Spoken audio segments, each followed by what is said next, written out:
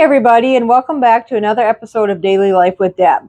A week or two ago, I believe it was, I had posted a video of just like a day in my life, and just some random things we were doing. It might have actually been a weekend, but either way, I had been making crackers, and since then I've had several requests for my recipe, and so I decided to share it with you here today. What you'll need is you'll need some whole wheat flour. Let me see if I can remember all this off the top of my head. You'll need whole wheat flour, milk, whole milk, 2%. It doesn't really matter. Butter, baking powder, salt, and I believe that's it. Let's get started if you all are ready. Our first ingredient will be 1.5 cups of whole wheat flour. Pour into a medium-sized mixing bowl. And then we will add 3/4 teaspoon, here's my teaspoon, 3/4 teaspoon of salt. This is a Himalayan pink salt that it was a coarse grind, so I put it through my coffee filter and made it a finer grind, so it tends to lump a bit. So pick those lumps out. Next will be 1 teaspoon of baking powder.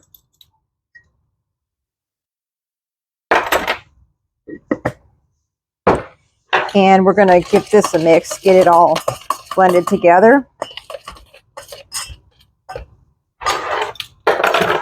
Then after that, you will add 4 tablespoons of cold butter. You can cut it up in cubes first or something like that if you'd like. But if you have a pastry blender like this, it really doesn't matter. We're just going to work this butter into the flour until it's a fine, like a cornmeal, like a coarse cornmeal. If you don't have a pastry blender, you could kind of do it with a fork. Some people would do it like with 2 knives. I'm not opposed to using my hands because I've done that before. I didn't always have a pastry blender, so what I would normally do is I would just take a knife and slice it kind of thin, slice the butter thin, and then I would work it in with my hands. Just keep working this till it's like cornmeal. Okay, we have it pretty much the consistency of cornmeal. There's a few lumps in there, but it's more the flour is lumping because the butter is thoroughly mixed in. So now we're going to add 1/2 cup of milk. And when I said that the flour is lumping because it's thoroughly mixed in, I know that didn't really make a lot of sense.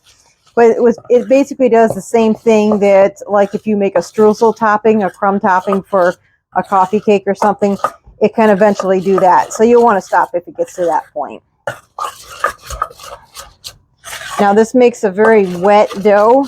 It's definitely not going to be runny, but as you can see, it looks very, very wet. So we are going to wrap this in plastic wrap and let it chill for 30 minutes. In the meantime, you will want to preheat your oven to 375. Alrighty. So our dough is set for about 30 minutes. And now we're going to kind of work it, like knead it lightly on a lightly floured surface just until it's smooth and easy to work with. The idea of the sitting for 30 minutes gives the whole wheat time to absorb the liquid and soften the bran that's in it. Sorry, my mind wandered a little bit, which it's very, very prone to do that at times.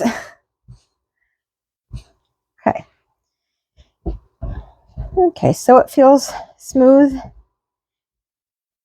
We are going to divide it in half. That's not exactly half, is it? We will sprinkle my camera. Sprinkle the countertop with a bit of flour so it doesn't stick. Set that aside while we work with this one.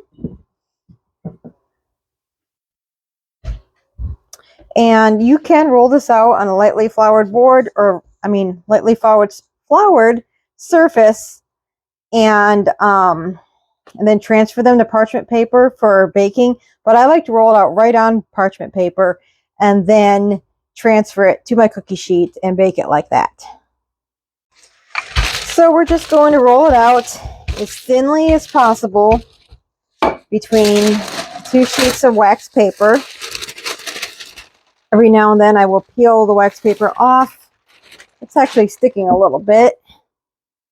So we will sprinkle it with a bit of flour.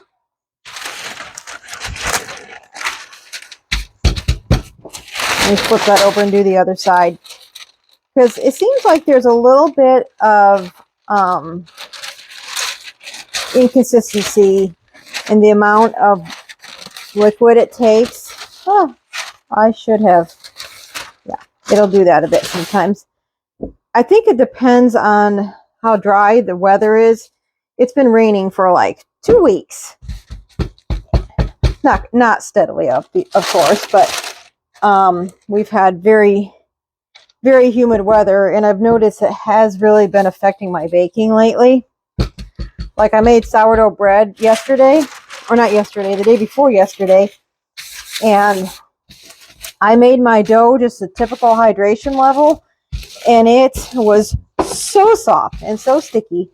I went ahead and baked with it anyway, and it actually gave me the most beautiful crumb, the most beautiful open crumb. And now I'm kind of thinking maybe I need to raise my hydration in my regular recipe.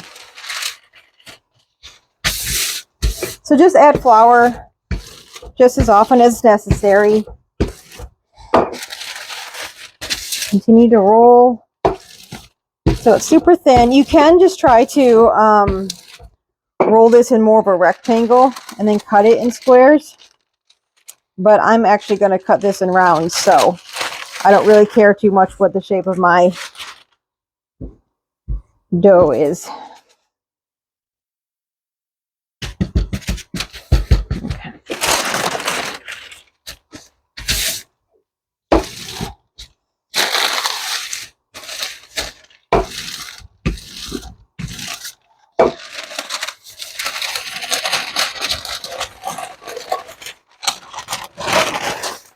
Okay, I think we have that thin enough.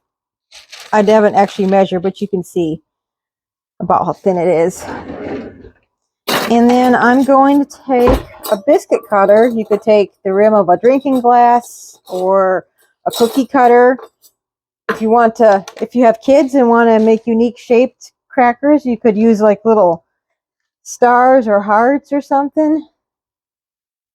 Make unique little crackers with cookie cutters. And then you have the option of picking up the picking up this part, and then you'll just stack it up to re-roll it. And then you can just pick up this whole sheet of parchment paper and put it on a baking sheet, or you can transfer the crackers individually. So I have decided to keep these on the parchment paper and just transfer the whole paper to the cooking sheet.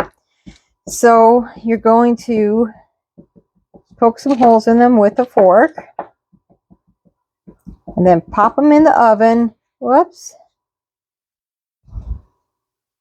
Pop them in the oven for 10 to 15 minutes until they are just a light golden brown.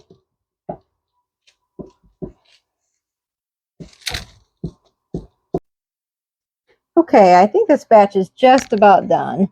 These ones in the center don't look super golden, but if you look on the bottoms, they are hot. If you look on the bottoms, they are golden. So those, I got these ready to go in, and I got those ready to go in. Altogether, this made just shy of 6 dozen, but that'll totally depend on the size of your crackers and the thickness, etc. We've just pulled these from the oven, and now we are ready to transfer them to a wire rack to cool. And what I actually normally do would be just to pick up the whole thing of parchment paper and dump it onto the cooling racks and spread them out. But I'm holding the camera with one hand.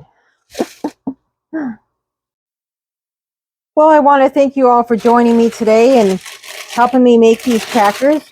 As usual, don't forget to like and share my videos if you know of someone that would appreciate them. Subscribe if you haven't. I really appreciate that as well.